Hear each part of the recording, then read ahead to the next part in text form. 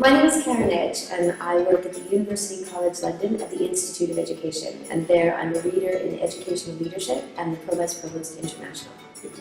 I've been working with the Centre before it was even a centre, and this time I've been doing some work on a study we have called the Global City Leader Study that we're doing in collaboration in London, New York, and Toronto, and now in Santiago, Valparaiso.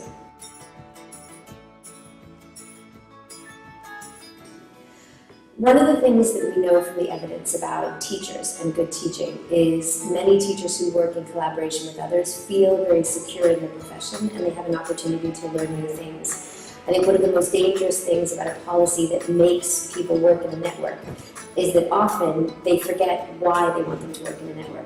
So if the government has put a policy in place to help people work together to learn about a particular practice or to share practice, that's very important and can be very helpful for teachers. But there's three key questions I think that teachers want to ask themselves and leaders need to ask when they start collaborating in a network. The first is, why do I want to be part of a network? If they have to be part of a network, sometimes that can cause them to not buy into the process of being in a network completely. And I think what they need to do is find a reason why that network will help them get better. And the questions that a teacher can ask themselves is what do I want to learn? How can I learn it? And who best will I learn it from? And as you start working in your network, to always hold those questions sort of in your heart and in your mind. What can I learn? How can I learn it? And who can I learn it from? That will help all of the teachers in Chile working in networks make sure that they're sharing practices meaningful to them.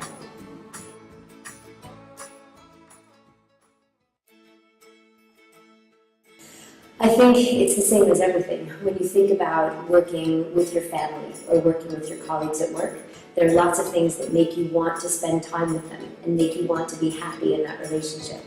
One of the things that I think teachers and professionals need is they need to like the people that they're working with. They need to understand a little bit about them and about what makes them passionate about what they do. I think the biggest barrier to a successful network or a successful relationship is when you don't have time to get to know each other as people and you only get to know each other as very sort of static professionals. When you have an agenda and when you have a purpose and you don't have time for the person, it can definitely be a barrier. So knowing about somebody's favorite football team or knowing about their family or knowing about what they're most passionate about in their work can help you find ways that you can answer those questions about what can I learn and who can I learn it from, because you start building those small relationships.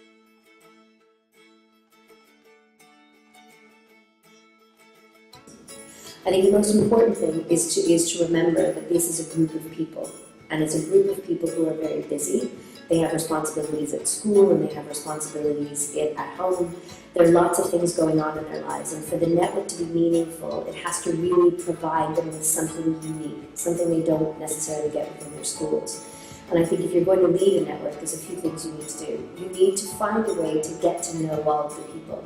One of your roles as a leader of a network is to be the broker of connections. So you need to get to know something about all of the people in the network and what they believe their strengths are, and then help them share those strengths between each other. Hopefully, as you model that as a leader of a network, the people in the network will start doing that for each other.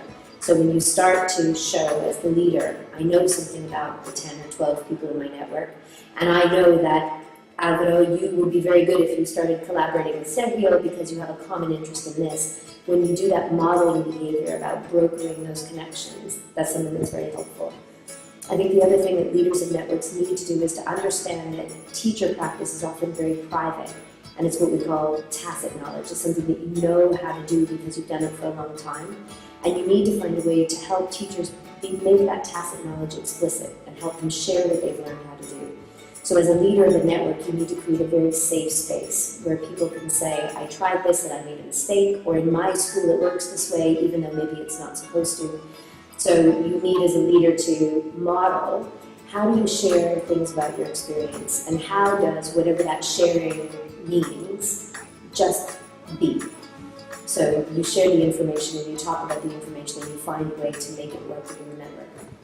I think the third thing I would say about leaders in networks is to take that tacit knowledge and make it explicit. So often in networks we'll just talk a lot. We'll talk about what we do at school, and we'll talk about an idea, we'll talk about a project, and we'll come up with a solution, but that solution will only ever exist in our talking. And what I think network leaders need to do is what in businesses they call making tacit knowledge explicit.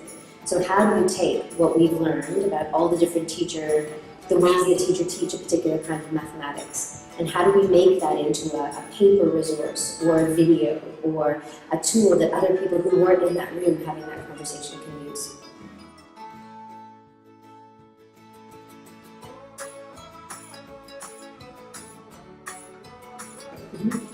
I think the most important thing, to make it personal, if somebody wants to collaborate with me and wants me to be part of a network, I need to believe in what the network is doing.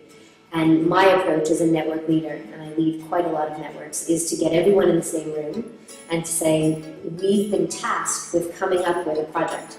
What are your top 5 priorities that you have within your own school or your own practice? And everyone will write down their own list of what they need to do, and then we'll put the list on the board, and then we'll go through and find what are the priorities that we all share, and use that as a starting point. I think it's very dangerous when you have a group of people that you want to collaborate together and one person has the idea for the project. It can be quite difficult. It may be that the people in your network aren't sure what their priorities are, or there's competing priorities because of the government or because of the work in their school. And you may have a short list of 10 ideas that you want to put forward, but getting the buy-in at the beginning and helping people who are working on networks see what's important, and then allow them to be very creative, to be able to think through how could we possibly do this work, and not say this is the way we will do it. First step is being able to find a problem that everyone can work on together and wants to work on. And the second way is finding ways to do that work in a way that's creative.